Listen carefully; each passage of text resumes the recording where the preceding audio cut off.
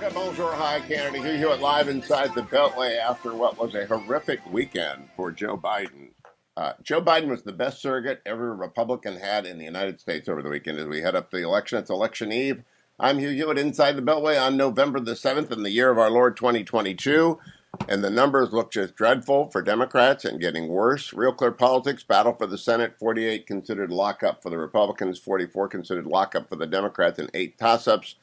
I don't think these are toss-ups. Georgia, Pennsylvania, New Hampshire, Wisconsin, Colorado, Arizona, Nevada, and Washington State. They don't consider Ohio competitive anymore. North Carolina, those are off the map.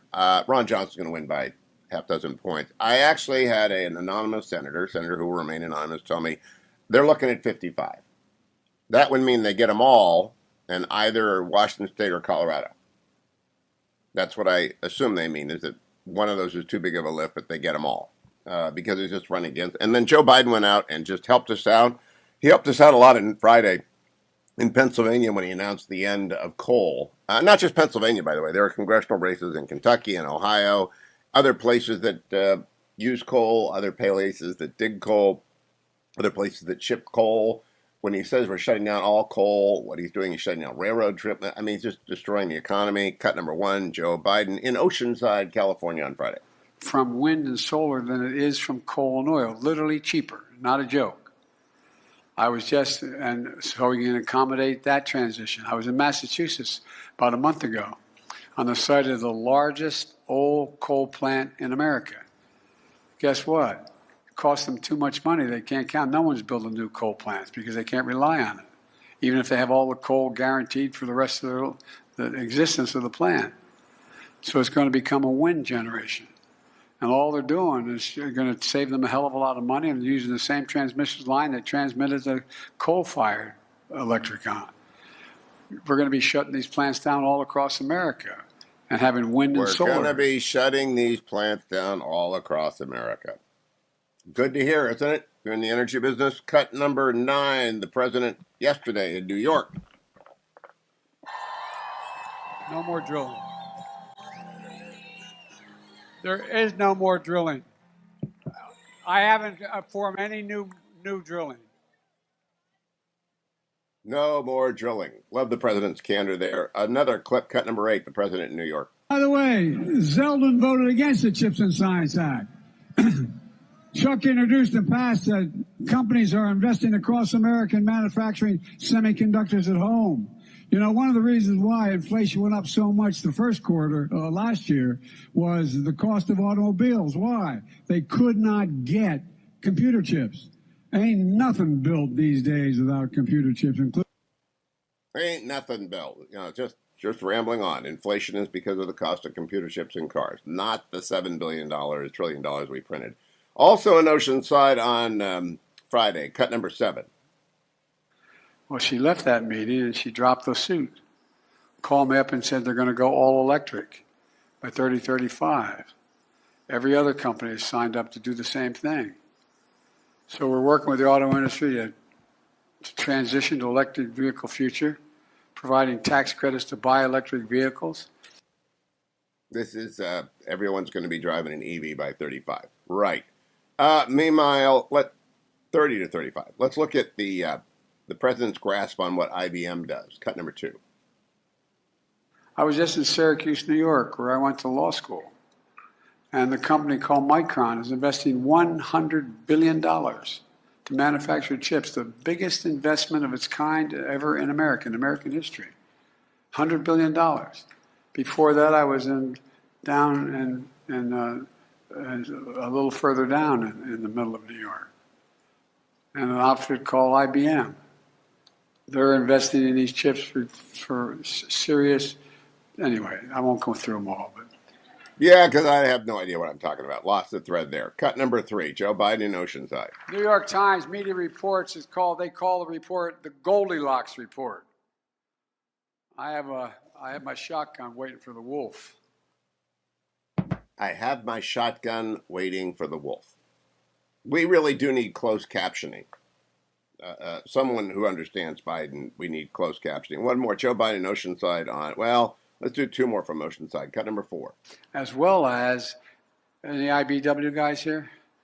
Well, guess what? You guys are going to install 500,000 charging stations around the country. So it's going to be, that's like 500,000 gas stations.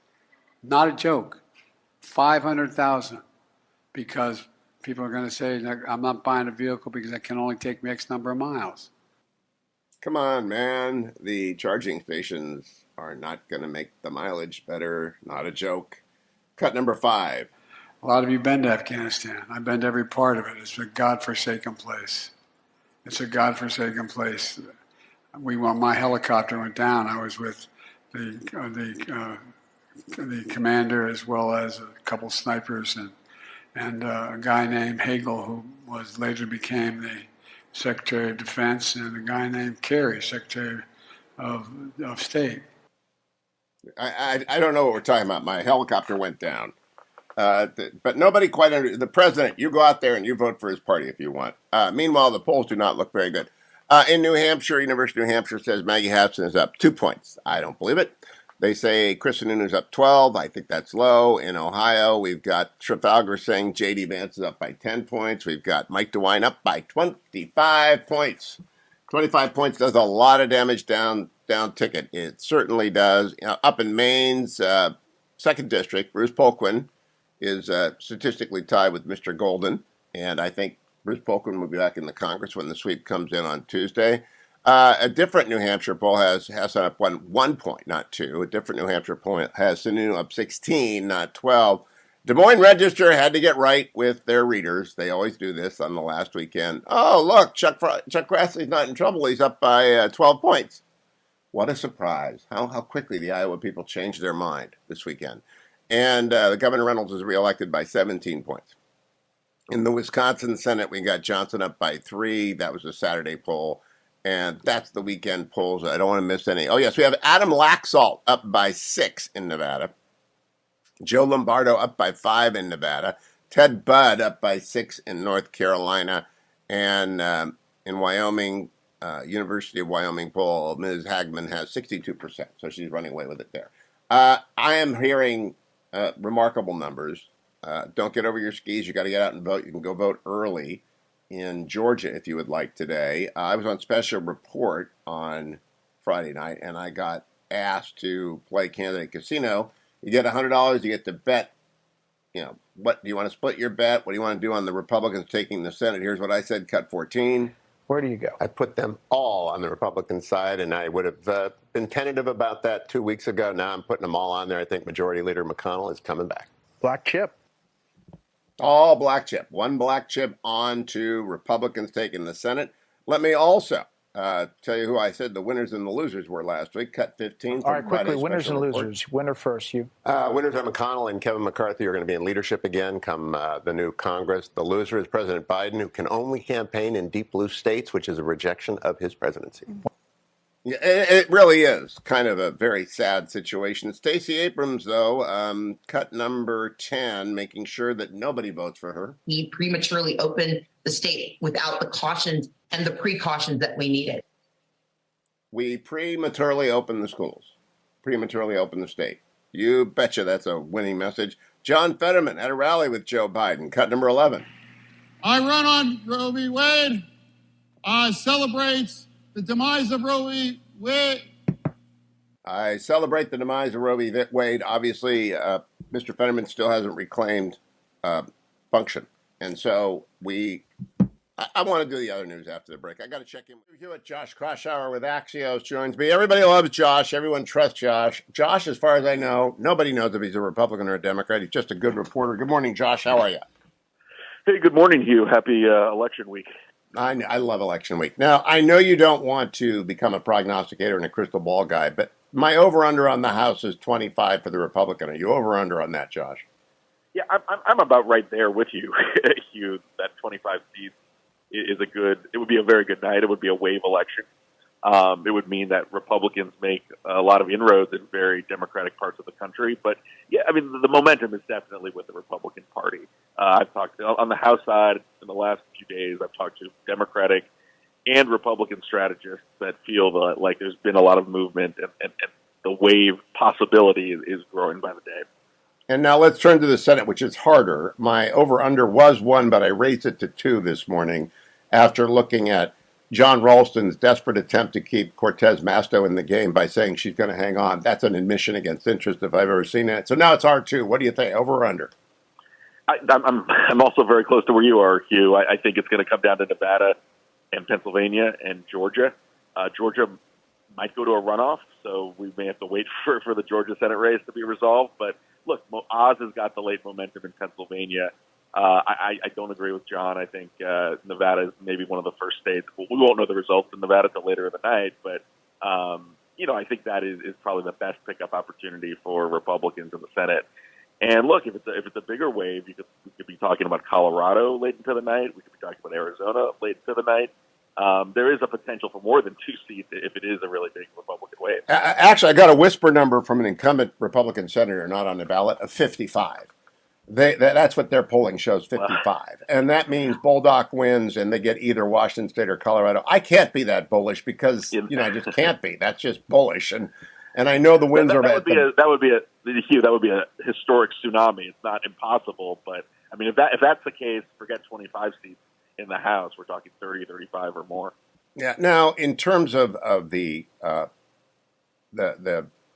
spat that broke out between Governor DeSantis, actually not between Governor DeSantis, the shot that Donald Trump took at Ron DeSantis has absorbed a lot of people's interest when they're not talking about Elon Musk. I'm more interested in Benjamin Netanyahu, as you heard me say, becoming Prime Minister of Israel. But what did you make of that little back and forth, or actually the back but not the forth?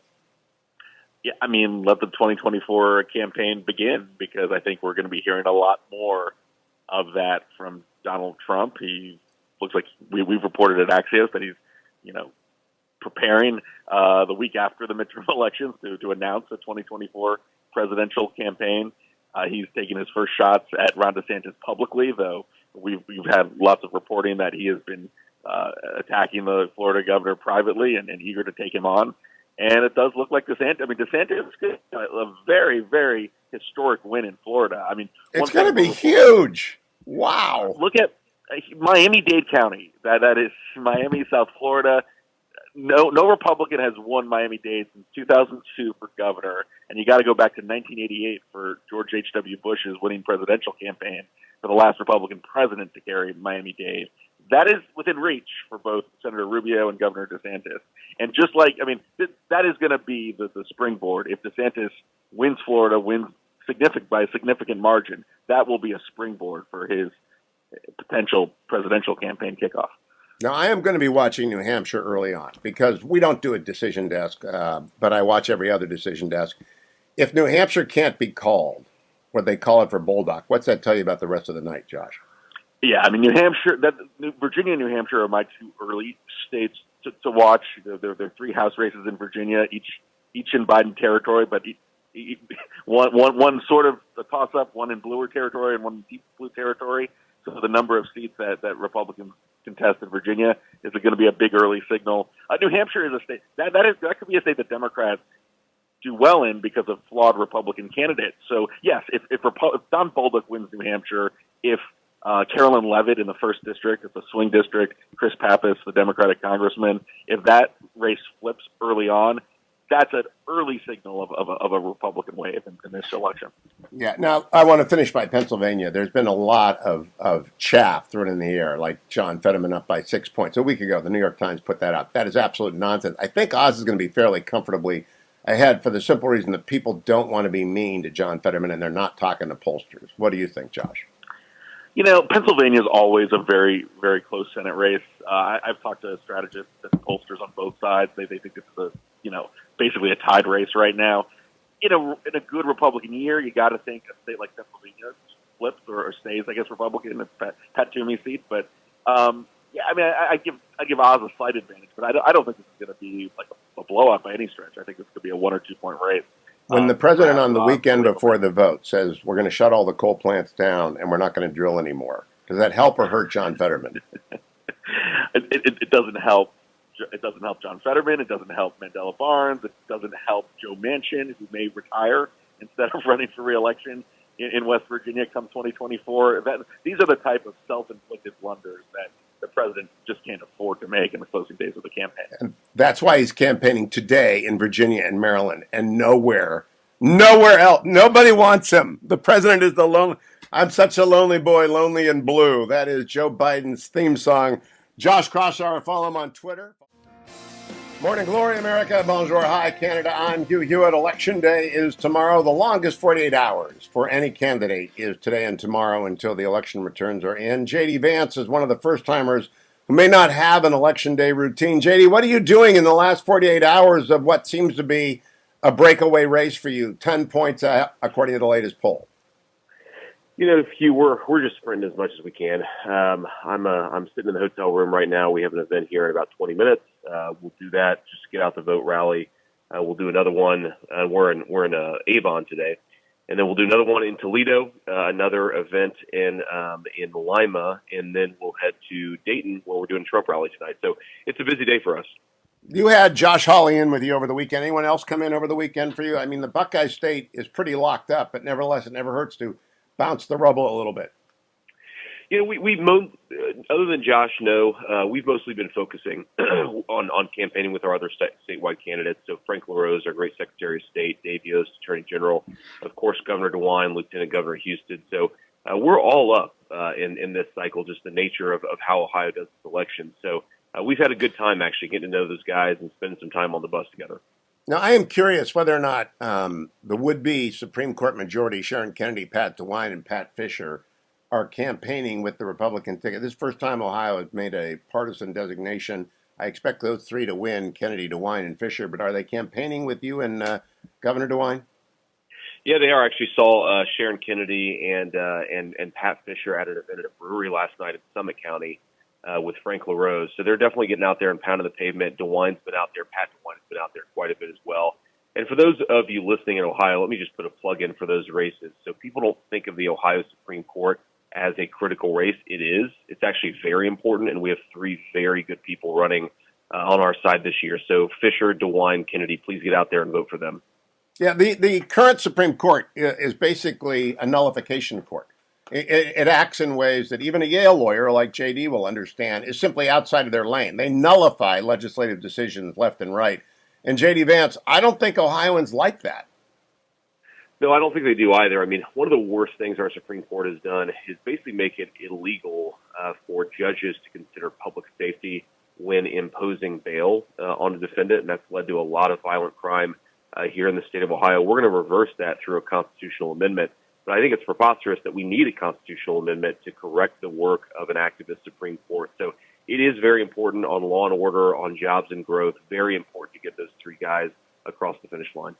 Now, JD, I want to bring up the Wall Street Journal poll this morning. It's a national poll that shows 18% of black voters are going Republican. That is more than double the number of black voters that President Trump got in 2020. It shows the Latino vote has basically tied up. The Democrats have a 4-point margin where they used to have a 25-point margin. Have you seen that in your rallies and in your internal polling? We've seen it in both. You definitely. I think a lot of black voters in the state of Ohio are going to come over, vote for me, and vote for Mike DeWine for governor. I actually have a funny story, Hugh. So we were, my team was trying to convince me to do one of these digital videos at the gas pump, and I was like, that sounds kind of cheesy. Everybody knows the gas is too high.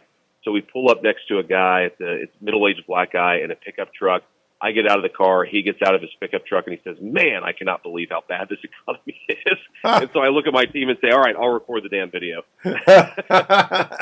I hope you asked him for his vote. Well, now tell me, when the president goes out and on Friday in Oceanside, California, and you may have been at Oceanside, California. I don't know whether you were an East Coast Marine or a West Coast Marine, JD. Did you ever get stationed at Pendleton? I never did. I was an East Coast guy. All right. East Coast guy. Well, Oceanside is right outside of Pendleton, and so the president goes to Oceanside and he says, "We're going to shut down all the coal plants." Then he goes to Philly yesterday or Pittsburgh yesterday and says, "We're not going to do any more drilling."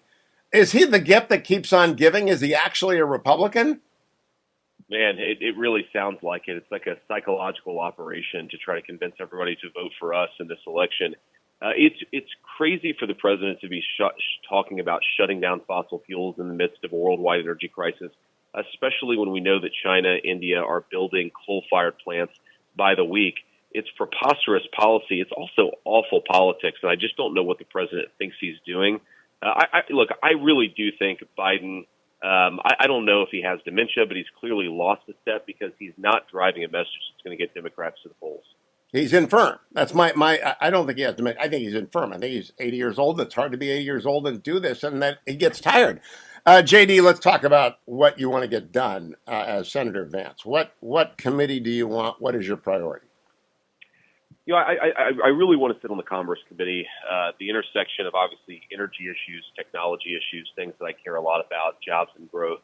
We'll probably try to do something on the foreign policy side, maybe armed services. I care a lot, Hugh, about an issue that not a lot of us think a whole lot about, but the way that we fund defense technology in our country. It's actually one of the main ways that we do technology development as a nation. And obviously it's the way that we stay ahead in terms of weapon systems, ahead of the Chinese, the Russians, and other people. So would love to work on those things. But look, I think the house is on fire right now at the southern border, and we've got to get the border crisis under control. And I'll do anything. I'll work with anybody to make sure that we close down the border, close down the fentanyl inflow, because it's gonna ruin this country if we let it happen for much longer. Yeah, it's one of those submarine issues, like education. I want to close by talking about education, but the border is on everyone's mind, even if they are not directly impacted. They know it is changing their community into a dangerous community because of the fentanyl flow. Let's talk about education, JD. When you do your rallies, my assumption is that moms, especially, are going to turn out for Republicans. They are so angry at COVID era shutdowns and the continued, in New York and in Virginia, teachers get election day off. That is usually great for a teachers union supported candidate. It's a terrible thing tomorrow because parents are reminded of all the days their kids haven't been in school in the last 2.5 years. Yes, this is exactly right. I mean, it's a very submerged issue, but when you talk about it, people get very fired up about it. And there are a lot of mama bears out there who are very frustrated with this. They want schools to make their kids smarter, not brainwash them. And unfortunately, they feel like a lot of schools aren't given a good education and are doing way too much indoctrination. It frustrates people. I think I told you this, Hugh, but I've had people come up every single week. People will come up and give me a book that's in their kids' library, in their kids' school, and they're asking themselves, why is this in there when a lot of our children don't even know basic grade level arithmetic? And it's a good question, and it's something we're going to have to fix. Can I stay with that for a second? Because the reaction of the blue bubble left is to say book banning, and that's made up, and those books don't exist, and it's not my dog. He didn't bite you, and besides, you kicked him first. They just ignore the issue, JD, of appropriateness and age sensitivity, and moreover, parental control of intimacy issues, control of their counseling, control of their input. Do you hear that a lot from parents? I hear it all the time, Hugh, and I've been shown the books by parents. So I know that it's not a fake issue. I know that the blue bubble is deluding themselves. And it's really not just this issue, Hugh. I mean, I saw Chris Murphy, I think my likely future colleague from Connecticut, was tweeting this morning or last night about how, really all that me and Blake Masters want to do is implement Christo-fascism to give white males more power in America. Did he really?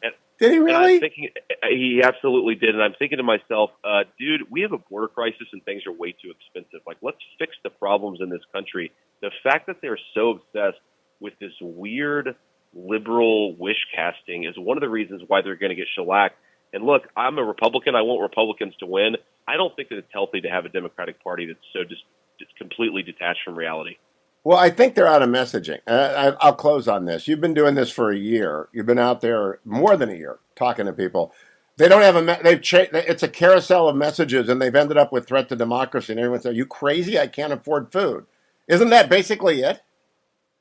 That's exactly it. That's exactly it. And remember, a few months ago, these guys were all out campaigning on unlimited abortion on demand up until the moment of birth. They've gotten away from that, but it's like every 2 months they pick some new far-left bugaboo. They try to run a campaign on it, and they realize people are worried about the cost of food. They're worried about their neighbors dying of overdoses. They're worried about crime and public safety. They're worried about the things that normal people worry about in the midst of some serious crises in our country, and they have every right to be concerned about what they're seeing in front of them and not what Chris Murphy and other far-left people think that they should care about. Well, JD Vance, looking forward to seeing you inside the Beltway, but run through the tape. I hope you're going to Warren on the last 2 days. Are you going to Warren? I don't think so. Unfortunately, Hugh, we're going to be in Southern Ohio tomorrow. I got to vote, and then we're going to do a couple stops in Central Ohio.